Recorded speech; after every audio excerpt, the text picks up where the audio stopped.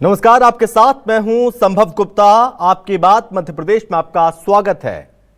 7 अगस्त को कांग्रेस सांसद और लोकसभा में विपक्ष के नेता राहुल गांधी ने 2 बड़े आयोजन किए। दिन में उन्होंने वोटर लिस्ट में खामियां गिनाई, एक लंबा प्रेजेंटेशन दिया जिसमें चुनाव आयोग को एक्सपोज करने की कोशिश की, वोट चोरी के आरोप लगाए। शाम को अपने आवास पर इंडिया ब्लॉक के नेताओं को बुलाया। इस मीटिंग में चुनाव आयोग की तरफ से वोटर लिस्ट की जांच के लिए चलाए जा रहे एसआईआर के विरोध पर सर्वसम्मति बनी। इसके बाद राहुल गांधी ने अपने वोट चोरी के आरोप को फिर से दोहराया और कई राज्यों के नाम लिए जहां उन्होंने चुनाव में धांधली का आरोप लगा दिया। महाराष्ट्र, हरियाणा और कर्नाटक के बारे में पहले के दावों को जोड़ते हुए उत्तराखंड, मध्य प्रदेश और छत्तीसगढ़ का भी उदाहरण उन्होंने दिया, यानी एमपी और छत्तीसगढ़ का भी नाम लिया। राहुल गांधी ने कहा है कि छत्तीसगढ़ और मध्य प्रदेश के रिजल्ट के बाद हमें लगा कि कुछ गड़बड़ है। 2018 में मध्य प्रदेश के चुनाव हुए, हम जीते, लेकिन हमारी सरकार छीन ली गई हमसे। इसके बाद मैंने भारत जोड़ो यात्रा के दौरान हमने यह देखा कि 2023 में भयंकर सत्ता विरोधी लहर थी, यानी एंटी इनकम्बेंसी थी, और हमें 65 सीटें मिली। नामुमकिन, ऐसा हो ही नहीं सकता। राहुल गांधी ने यहां पर आरोप लगाया कि चुनाव आयोग जानबूझकर केवल फिजिकल डेटा देता है ताकि गड़बड़ियों को उजागर ना किया जा सके।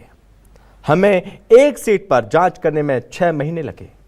अगर डिजिटल डेटा हमें मिल जाता तो हम 15 मिनट में बता देते कि कितनी सीटों पर क्या गड़बड़ी हुई है।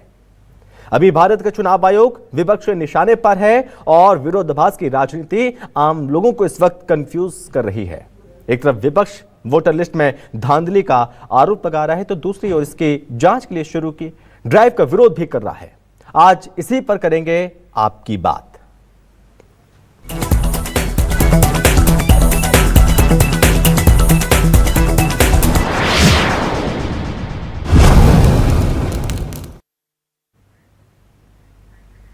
तो सबसे पहले आइए आपको सुनाते हैं आखिर राहुल गांधी ने क्या कहा था, सुनिए आप।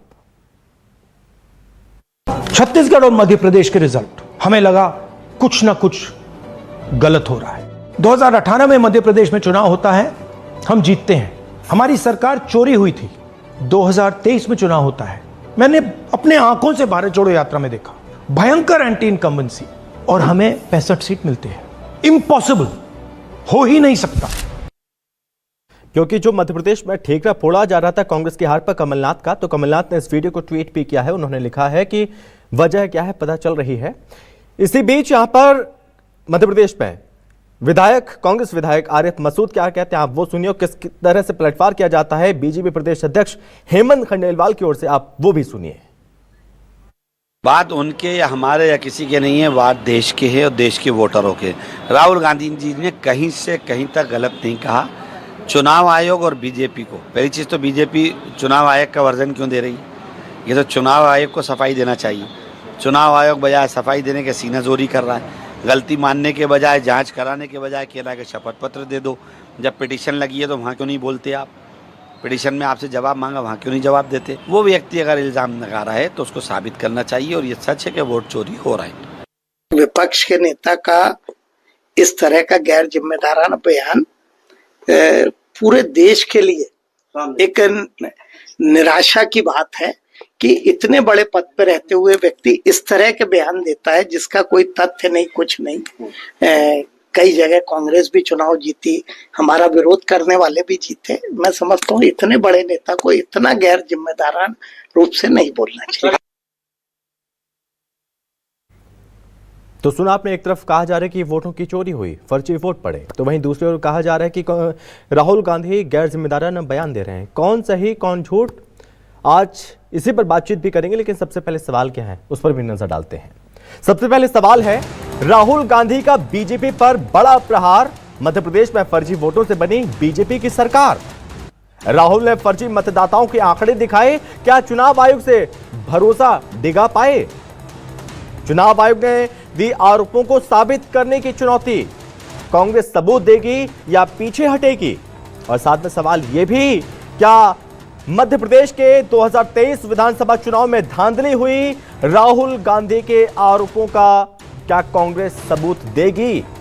आज इसी पर करेंगे चर्चा और बातचीत करने के लिए हमारे साथ मेहमान जुड़ गए हैं। सबसे पहले परिचय करवाते हैं।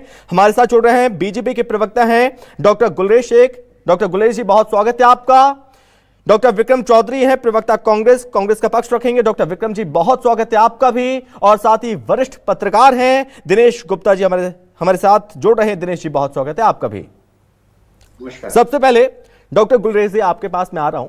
गुलरेज जी, कहा जा रहा है कि आपने वोटों की चोरी की और फर्जी वोटों से मध्य प्रदेश में बीजेपी की सरकार बनी। गुलरेज जी, देखिए, इस प्रकार की बातें मिस्टर राहुल गांधी जी जो हैं वो पिछले 11-12 साल से लगातार कर रहे हैं। उनका बस चलेगा तो ये भी कहेंगे कुछ दिनों बाद कि 2014 में जब सरदार मनमोहन सिंह बैठे थे और हेल्म ऑफ अफेयर्स पे वो थे, तब भी चुनाव आयोग ने बीजेपी को जिताया, तो तब जाके नरेंद्र मोदी जी पहली बार प्रधानमंत्री बनते। तो वो ये भी कह सकते हैं, क्योंकि नाच न जाने आंगन टेढ़ा वाला हिसाब है। इस व्यक्ति को चुनावी राजनीति में कैसे रहा जाता है उसका कोई अंदाज नहीं है। वो बार बार अपने आप को लॉन्च करते हैं, रीलॉन्च करते हैं, बार बार फेल होते हैं। तो उसके बावजूद भी क्या होता है? क्या उनकी कोई किसी प्रकार की अकाउंटेबिलिटी सेट करती है? उनकी पार्टी नहीं करती है। कभी ठिकरा जो है वो चुनाव आयोग पे फोड़ा जाता है, कभी ईवीएम मशीन पे फोड़ा जाता है, कभी किसी और संस्था पे फोड़ा जाता है, और या फिर कभी किसी कांग्रेसी नेता के ऊपर फोड़ दिया जाता है कि इनकी वजह से हारे, लेकिन राहुल बाबा की वजह से हारे, ये कभी नहीं कहा जाता। तो ये चल रहा है, अपने आप को वापस से रीलॉन्च करना चाहते हैं। मुझे लगता है कि खरगे जी की जगह वापस लेना चाहते हैं राहुल बाबा। तो ये सब बातें कर रहे हैं। और आज आप देखिए, मैं आरिफ मसूद साहब को सुन रहा था, इनके दूसरे लोगों को सुन रहा था। आज उन्होंने बतौर विधायक अपना इकबाल खो दिया, क्योंकि वो क्या कह रहे हैं कि उनके हिसाब से अगर हम चले तो फिर तो उनका भी चुनाव गलत था। आरिफ मसूद भी जो इस सीट पे जीते भोपाल की, वह भी गलत था। फिर आप किस हैसियत से भैया विधायक बन के विधानसभा में काम कर रहे हो? तो ये सब जो बातें हैं ना, ये बड़ी स्पष्ट है कि ये झूठ बोला जा रहा है। किसी प्रकार से अपने जो संगठन की वीकनेसेस है, खुद की वीकनेसेस है, उसको जो है पर्दा डाला जा रहा है। और मैं तो आज आपके चैनल पर पहली बार राहुल गांधी को एक नया नाम दे रहा हूं। उनके बहुत सारे नाम हैं, लेकिन आज से मैं उनका नाम रख रहा हूं, रेको बाबा। Rahul always chicken out, RACO, Rahul always chicken out. क्योंकि जब भी फिर उनसे बात चुनाव आयोग पूछता है कि आप किसी प्रकार का तथ्य दें, आप आकर सामने प्रस्तुत करें अपनी चीजें, तो वो चिकन आउट करते हैं। चिकन आउट का मतलब अंग्रेजी में वापस से भाग जाते हैं। तो रेको बाबा जो है वापस चिकन आउट होंगे। Rahul always chicken out, RACO। Gulrez ji, 2023 में कांग्रेस के अंदर गुटबाजी थी, गुट बन चुके थे जीतू पटवारी, उमंग सिंघा, दिग्विजय सिंह, कमलनाथ। अगर जीते तो कौन बैठेगा गद्दी पर, यह डिसाइड नहीं हो पा रहा था, लड़ाई बहुत ज्यादा थी। लेकिन कांग्रेस को लगा कि बीजेपी में एंटी इनकम्बेंसी थी। देखिए, आप बोल रहे हैं कि 2023 में ये सब ग्रुप्स थे, ये सब गुट थे।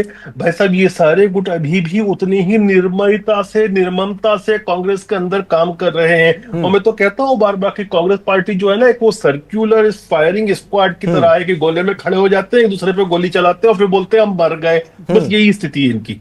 ठीक है विक्रम जी, डॉक्टर विक्रम जी, चुनाव अधिकारियों को धमकाया जा रहा है। अब ये आरोप लगाया जा रहा है कि मध्य प्रदेश में जो बीजेपी की सरकार बनी वो फर्जी वोटों से बनी। ऐसा क्यों?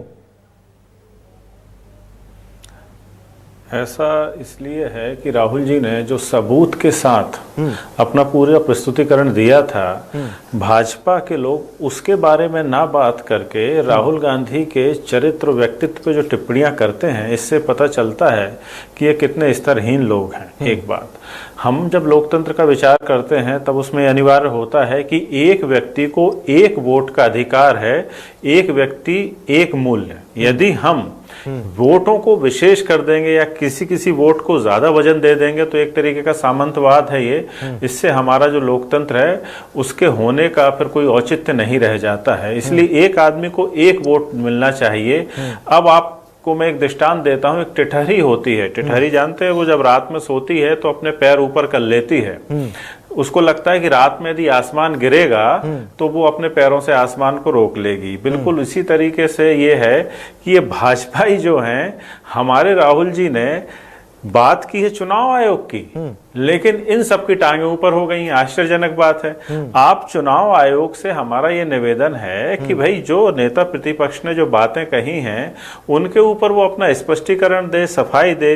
वो ये बताए कि एक आदमी को के 4-4 वोटर आईडी कैसे हैं, 4-4 एपिक नंबर कैसे हैं। वो ये बताए कि जब फॉर्म 6 पहली बार के वोटर के लिए दिया जाता है तो वो 76 और 80 साल के बुजुर्गों के लिए किस तरीके से किस आधार पर भरा गया। एक कमरे पर 80-80 वोटर पाए जाते हैं। तो इन सब बातों का जवाब देने की बजाय सारे भाजपाई जो हैं वो राहुल गांधी का चालीसा पढ़ने लगते हैं और राहुल गांधी के व्यक्तित्व चरित्र पर कीचड़ उछालते हैं। लेकिन वो ये समझना चाहिए कि राहुल गांधी वो शख्सियत है कि जब उन्होंने प्रेस कॉन्फ्रेंस की तब 50 करोड़ लोगों ने उसको देखा। और आप नरेंद्र मोदी के वीडियोस उठा के देख लीजिए, आपके ही मीडिया के लोग कहते हैं कि Narendra Modi is outdated now. Narendra Modi के वीडियो पे 1000, 1200, 2000 व्यूज रहते हैं, इससे ज्यादा नहीं रहते हैं।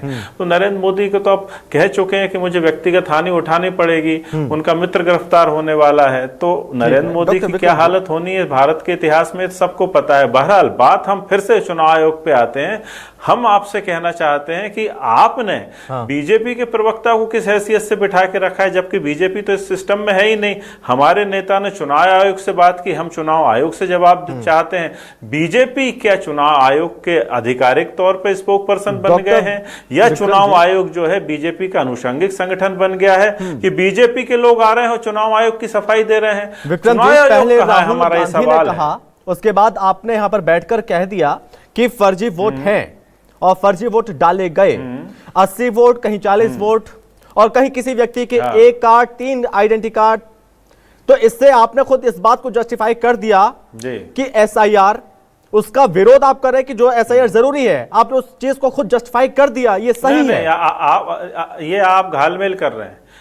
नहीं, बिल्कुल मुझे बोलने दीजिए। बोलिए। जब 2018 में कमलनाथ जी प्रदेश अध्यक्ष थे तो हमारी सक्रियता के कारण 28 लाख वोट मध्य प्रदेश में उनमें सुधार हुआ था। कुछ हटे थे, कुछ दुरुस्त हुए थे, तो वो आंकड़ा 28 लाख का था।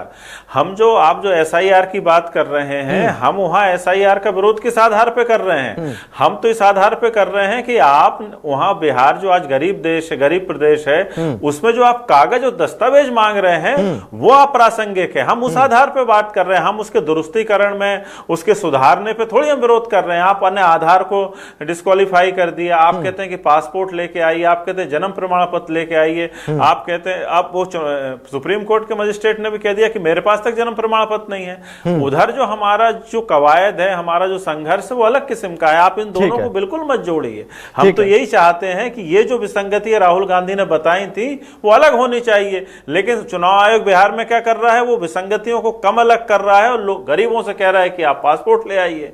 ये वहां है डिफरेंस। ठीक है विक्रम जी, मैं आपके पास लौटूंगा। गुलेश जी आप जवाब दीजिएगा, लेकिन मैं एक बार दिनेश जी के पास हुआ हूं, उनसे भी थोड़ा समझने की कोशिश करेंगे। दिनेश जी, थोड़ा समझाने की कोशिश करिए कि पहले बिहार और एसआईआर का विरोध और अब उसके बाद कल प्रेस कॉन्फ्रेंस, जिस तरह से ये बातें कहीं, डेटा पूरा बाकायदा डेटा राहुल गांधी ने दिया, उसमें राहुल गांधी का क्या लॉजिक समझ में आता है? उसमें मध्य प्रदेश और छत्तीसगढ़ को भी अब उन्होंने लपेट लिया। दिनेश जी, एक तो संभव ये एसआईआर और राहुल गांधी की जो प्रेस कॉन्फ्रेंस है वो दोनों एक सब्जेक्ट नहीं, दोनों अलग अलग सब्जेक्ट हैं। एसआईआर अलग मुद्दों पर और राहुल गांधी जिस मुद्दे की बात कर रहे हैं वो एक अलग मुद्दा है। वो बात कर रहे हैं वोटर डुप्लीकेशन का, या जो है एक वोटर का कई जगह नाम होने का, जिसे डुप्लीकेशन नहीं, ये कोई नहीं है जो राहुल गांधी, ये हर राज्य में हर इलेक्शन के राजनीतिक दल ये कही जाती है। खासतौर पर वो जो विपक्ष में बैठा हो, सत्ताधारी दल तो इस मामले में करता नहीं, क्योंकि कहीं ना कहीं मंत्री सत्ताधारी दल के करीब मध्य प्रदेश में लगभग हर चुनाव में। लेकिन अनफॉर्चुनेट क्या है आपके लिए, वोटर लिस्ट पब्लिक पर नहीं होना चाहिए। मैं यदि अपने जिस विधानसभा क्षेत्र में रहना चाहता हूँ, जिस वार्ड में उस वार्ड वोटर लिस्ट में आज देखना चाहूँ कि मुझे देखने को नहीं मिलेगा। मुझे मिलना चाहिए ऑनलाइन। आप उसे डोमेन से क्यों हटा रहे हैं?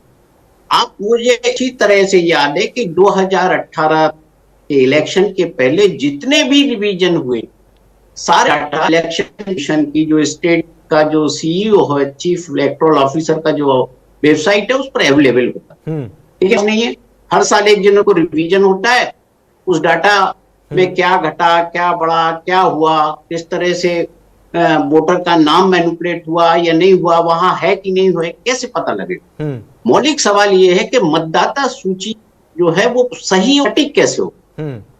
यदि ये सवाल है तो इलेक्शन कमीशन के सिस्टम पर है, इलेक्शन कमीशन के उस बीएलओ पर है जिस पर यह होता है कि वो 8 दिन में 15 दिन में सूची दुरुस्त कर दे। क्या वो डोर टू डोर सर्वे कर पाता है क्या कि कितने लोग जिस मकान में बताए जा रहे हैं, जो फॉर्म उसे दिया गया है वो सही है कि नहीं है? इसको कौन चेक करेगा? ये चेक करने का आज का डिजिटल के समय क्या है कि आप एक सॉफ्टवेयर में डालिए, आपको चेक हो जाएगा। और तभी राहुल गांधी कह रहे हैं कि हमें फिजिकली डेटा दिए, हमें टाइम लग रहा है इसमें 6 महीने का, अगर हमें डिजिटल डेटा दे दे तो हम 5 मिनट 15 मिनट में बता देते हैं हम तो। बिल्कुल, ये तो है ही ना कि आप डिजिटल दीजिए, कोई चीज फैक्ट चेक क्या है पता लग जाता है। यदि कोई भी एक चीज डालिए तो सामने आ जाएगा। इलेक्शन कमीशन जिस फॉर्मेट में देगा डिजिटल डाटा को, उसी फॉर्मेट में वो सामने देख सकेगा, कोई भी देख सकेगा, एक आम आदमी भी देख सके। क्यों राजनीतिक दल, क्यों राहुल गांधी, ये गुलरेज शेख भी देख सके, मैं भी देख सकूं, विक्रम जी भी देख सके ना, आप भी देख सके आपका नाम वोटर लिस्ट में कहाँ है, हटा तो नहीं है। मालूम आप वोटर लिस्ट पर वहां गए, आप पोलिंग स्टेशन पर वोट डालने, मालूम फोटो किसी और का लगा है, कैसे पता लगेगा? तो बहुत सारी चीजें हैं, ये व्यवहारिक चीजें हैं, इसकी ये राजनीतिक मुद्दा नहीं है, ये हर मतदाता के अधिकार का विषय है और ये एक गंभीर विषय है। मुझे लगता है इसको राजनीति से परे भी देखना चाहिए। ठीक है गुलरेज जी, बोलिए। अब चूंकि ये मामला चुनाव अधिकारियों का है, चुनाव आयोग का है कि इस पर जवाब उनको देना चाहिए, लेकिन अब बीजेपी नामकरण करे, आप नामकरण कर रहे हैं कि राहुल गांधी ऐसे सवाल पूछ रहे हैं चुनाव आयोग से। क्या चुनाव आयोग से सवाल पूछना क्या गलत है गुलरेज जी? नहीं, देखिए, मैं नामकरण इसलिए कर रहा हूँ क्योंकि उनका एक इतिहास रहा है कि राहुल ऑलवेज चिकन आउट। लेकिन जहां तक बात है कि हम जवाब क्यों दे रहे हैं, भैया हमको कोई मतलब नहीं है, चुनाव आयोग अपना जवाब देगा, लेकिन हम इसलिए जवाब दे रहे हैं जब आप हमारी सरकारों के ऊपर प्रश्न उठाओगे, जब हमारे नेता नरेंद्र मोदी जी के ऊपर प्रश्न उठाओगे, जब हमारे विधायकों सांसदों के ऊपर आप प्रश्न उठाओगे, जब आप बेंगलोर मध्य की सीट की बात करोगे और जहां पर हमारा कैंडिडेट जीता है, तो फिर हम क्यों नहीं जवाब देंगे? क्योंकि हम सीधे उसमें हमारे ऊपर आक्षेप लगा रहे हो आप। इलेक्शन कमीशन अपना जवाब देता रहेगा, हमको कोई मतलब नहीं इलेक्शन कमीशन ऑफ इंडिया से। जहां तक बात है कि राहुल गांधी झूठ बोलते हैं, देखिए मैं अभी भी प्रूव कर सकता हूं इस चीज को। मध्य बेंगलोर की जिस सीट का राहुल बाबा रेको जी बात करते हैं, तो रेको जी की बात को 1 मिनट के लिए आप सच मान लीजिए, तो आप जितने भी वोट का वो क्लेम करते हैं 1 लाख कुछ का, वो आप कांग्रेस के कैंडिडेट की झोली में डाल दे, तब भी कांग्रेस का कैंडिडेट हारता है 35,000 वोटों से। तो रेको ऑलवेज चिकन आउट। ठीक है, लेकिन वो विक्रम जी बार बार इसी बात को तो कह रहे हैं कि हम जो जवाब चाहते हैं वो हमें जवाब नहीं मिल पा रहा है। और दिनेश जी ने इस बात को कहा कि डिजिटल अगर डेटा हमको मिल जाता, राहुल गांधी कह रहे हैं डिजिटल डेटा मिल जाता तो सहूलियत होती, लेकिन चुनाव आयोग को क्या परेशानी है जो डिजिटल डेटा नहीं उपलब्ध करा रहा है? नहीं, मैं तो प्रवक्ता नहीं हूं ना चुनाव आयोग का, मैं तो भारतीय जनता पार्टी का आधिकारिक प्रवक्ता हूं, तो मैं चुनाव आयोग के विषय में कैसे कह सकता हूं? विक्रम जी बोलिए। मैं बताता हूं, आज सुबह से ही 5 राज्यों की जो डिजिटल वोटर लिस्ट थी उसका सर्वर डाउन है। एक बात, ये सर्वर डाउन क्यों है? दूसरी बात ये है कि वो चुनाव आयोग ने इस डिजिटल वोटर लिस्ट को इनक्रिप्टेड कर दिया है। इसका मतलब ये है कि अब इस डिजिटल फॉर्म में ये कन्वर्ट नहीं हो सकती है। ये भी अपने आप में एक संदेह जगाता है। और फिर आज जब एआई का दौर है, अनलिमिटेड डाटा स्टोरेज का दौर है, तब आप ये क्यों कहते हो कि हमने 45 दिन के बाद हम वीडियो फोटोज डिलीट कर देंगे, 6 महीने के बाद हम जो बाकी जो आंकड़े हैं उनको डिलीट कर देंगे। अब यदि मान के चलिए हमारा नेता अदालत में भी जाता है और 6 महीने पहले जब ये सर्कुलर जारी ही हो गया है कि 6 महीने के बाद हम अपना डाटा डिलीट कर देंगे, तो अब यदि हम कोर्ट में भी पहुंच जाएंगे तो चुनाव आयोग तो कह देगा कि साहब इनने तो देर कर दी कोर्ट में पहुंचने को। अच्छा, देर क्यों कर दी? जब हमने आपसे डिजिटल फॉर्म में डेटा मांगा, जो यदि आप एआई में उसको डालेंगे तो विद इन 30 सेकेंड वो पूरा शॉर्ट लिस्ट कर देगा कि कौन नकली है, कौन असली है, किसका नाम रिपीट हुआ है, वगैरह वगैरह। लेकिन इन्होंने क्या किया कि 7 फुट लंबा और 5 फुट चौड़ा जो है हमको डाटा दिया, जिसको पढ़ने में ही करीब 6 महीने लग गए हैं। इसके अलावा भी चुनाव आयोग पे हमेशा जो आरोप लगते आए हैं, चुनाव आयोग ने संतोषजनक तरीके से आके उसका उत्तर नहीं दिया, जबकि चुनाव आयोग जो है लोकतंत्र का लेकिन विक्रम जी, राहुल गांधी के पास इतने सारे सबूत हैं तो चुनाव आयोग ने इनवाइट किया, हमारे कार्यालय आइए आप सबूत दीजिए। तो क्या सबूत देने गए? जी। अब ऊपर से शपथ पत्र पर साइन करवाने के लिए कहा कि शपथ पत्र पर साइन करके दीजिए, सबूत दीजिए, तो क्या राहुल गांधी उसमें साइन करेंगे फिर? नहीं, देखिए अभी तो हमने उसको वोटर लिस्ट पढ़ी है, उसमें जो विसंगतियां हैं वो निकाली। अनेक चैनल उन मकानों पर गए हैं, उन लोगों को ढूंढने का प्रयास किया है। अब किसी का जो पिता का नाम है वो ABCD लिखा है, EOFGA लिखा है, कुछ भी लिखा है, तो लोग उनको ढूंढ रहे हैं। ये तो हमारा पहला चरण है कि हमने पब्लिक डोमेन में अपनी बात कही, 50 करोड़ लोगों ने उसको वर्चुअली देखा, तो ये हमारी एक तरीके से हम पहली सफलता है। अब इसके बाद हम अदालतों का भी रास्ता अपनाएंगे और हम चुनाव आयोग में भी जो लीगल कार्रवाई हो सकती वो करेंगे। लेकिन चूंकि हम पॉलिटिशियन है और राहुल गांधी ने भी ये कहा है कि हम पॉलिटिशियन है, तो हमारा जो पहला काम है पब्लिक डोमेन में अपनी बात रखना, उस परसेप्शन को जनता को समझाना और उस घोटाले को समझाना कि जो हो रहा है। ठीक है दिनेश जी, क्या आपको लगता है चुनाव आयोग ने चुनौती दी है राहुल गांधी को, और क्या राहुल गांधी आपको लगता है कि वो उस चुनौती को एक्सेप्ट कर रहे हैं? अगर साइन कर दिए राहुल गांधी ने तो अगर उसमें डेटा देना पड़ेगा, सबूत देने पड़ेंगे, अगर सबूत गलत निकले तो वो राहुल गांधी फंस सकते हैं, मुसीबत में पड़ सकते हैं फिर? नहीं, देखिए कोई भी मतदाता सूची के बारे में, कोई भी इलेक्शन प्रोसेस के बारे में ये पॉलिटिकल पार्टी कोई सवाल करती है तो ये एक तो उसका हक है, क्योंकि आप कोई भी, हमारे यहाँ जो डेमोक्रेटिक सिस्टम है जिसमें इलेक्शन कमीशन भी एक संवैधानिक संस्था है और स्वायत्त संस्था है, यदि उस पर, और वो करती केवल राजनीतिक दलों के लिए ही तो है, चुनाव तो राजनीतिक दल लड़ते हैं, यदि उनको शंका है किसी सिस्टम पर वो सवाल नहीं उठाएंगे तो कौन उठाएगा? दूसरा ये कि जो वोटर लिस्ट राहुल गांधी को दी गई या कांग्रेस पार्टी को दी गई या जिसने भी उसको इलेक्शन कमीशन से लिए, ये ऑथराइज्ड लिस्ट है कि नहीं, ये कौन बताएगा? क्या ABCD या XYZ इस तरह के नाम है क्या, बट एड्रेस नील है क्या, ऐसा कुछ है क्या? ये कौन बताएगा? ये कर्नाटक का या महाराष्ट्र का जो भी चीफ इलेक्टोरल ऑफिसर है, ये उसको बताना है कि उसकी वोटर कांग्रेस पार्टी को अपॉइंट की गई है उसमें इस तरह की चीजें हैं। जब आपने ही कोई डॉक्यूमेंट दिया है और कोई उसको रिसर्च करके ये बता रहा है कि इसमें इस तरह की विसंगति है, तो ये तो बड़ा अजीब हुआ ना कि अब आप एफिडेविट में बोलिए भाई, आप कह दीजिए हमारी लिस्ट नहीं है, आप क्यों उसके साथ, आवश्यकता क्या है इलेक्शन कमीशन को ये सारी चीजों को करने की? देश किसी संस्था को अपना विश्वास खड़ा करना है तो जाके मन में जो शायद हो रही है तो चीजें हैं, उन व्यावहारिक पहलुओं को भी ना चाहिए, वोटर के दृष्टि से भी देखना चाहिए। कई बार होता है, हम देखते हैं ना कि किसी विधानसभा क्षेत्र मालूम हुआ कि जो राहुल गांधी ने कहा कि ये घर पे जो एक सिंगल रूम फ्लैट है उसमें 100-100, 200-200 वोटर, हमने भोपाल में भी देखा है, कई जगह देखा है, ये कोई नई बात नहीं है। लेकिन इसका सुधार किसको करना है यदि ऐसी स्थिति पाई जाए? इसका जो है कि निरीक्षण किसको करना है? क्या किसी राजनीतिक दल को करना है?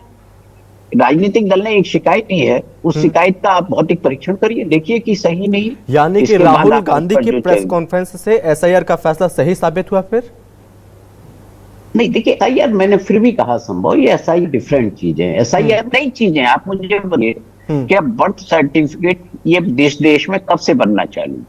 अनफॉर्चुनेट ये है कि जैसे तैसे हमारे देश में एक UID आया हर कोई के पास, लेकिन आपने कह दिया हम उसको नहीं मानते, तो फिर आप किस चीज को मानते हैं? कल को कहेंगे कि आप सब हम आपका जो है ये पिक कार्ड है इसको भी नहीं मानते, आप नया बनवाइए हम उसको मानेंगे क्योंकि इसका कलर ठीक नहीं। तो आप देश में एक चीज तय कर लीजिए कि आप राशन कार्ड को मानेंगे, UI को मानेंगे, इसको ऐसी इस पर ठहरना पड़ भी सरकारें हैं।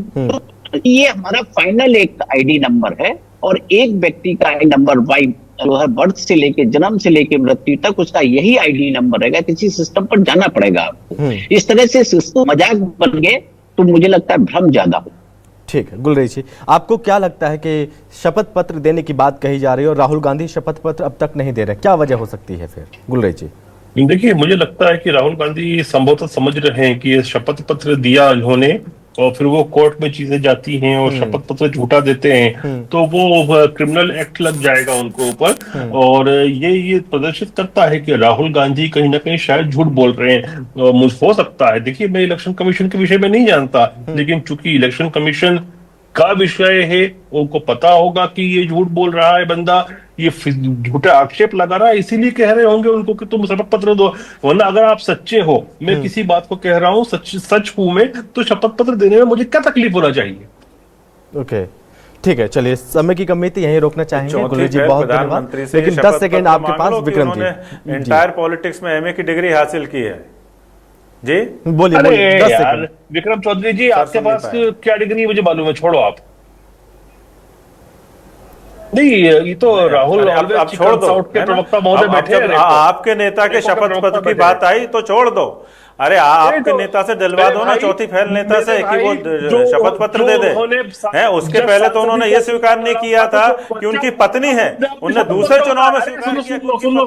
सुन लो भाई साहब, जो उन्होंने झूठा कौन है? एफिडेविट पे झूठा तो नरेंद्र मोदी साबित हुआ ना। लेकिन विक्रम जी, 2023 के बाद 2023 के 2025 में याद आ रहा है कि फर्जी वोट पड़े, ऐसे में तो जनादेश का अपमान हो गया। अच्छा शब्द आप इस्तेमाल करते हो, नपुंसक। तो ये नरेंद्र मोदी नपुंसक हुआ कि नहीं, जिसने अपनी पत्नी के होने चलिए माफ कीजिए, इस तरह से नहीं, प्लीज विक्रम जी, प्लीज विक्रम जी, ऐसे शब्दों का इस्तेमाल आप ना करें प्लीज। प्रधानमंत्री हैं वो, इस तरह के शब्दों का इस्तेमाल आप ना करें। माफ कीजिएगा, यहीं रोकना चाहूंगा मैं। गुलेरी जी बहुत धन्यवाद आपका, विक्रम जी बहुत धन्यवाद, और दिनेश जी आपका बहुत धन्यवाद इस चर्चा में शामिल होने के लिए। और इसी के साथ इस चर्चा में बस इतना ही। नमस्ते।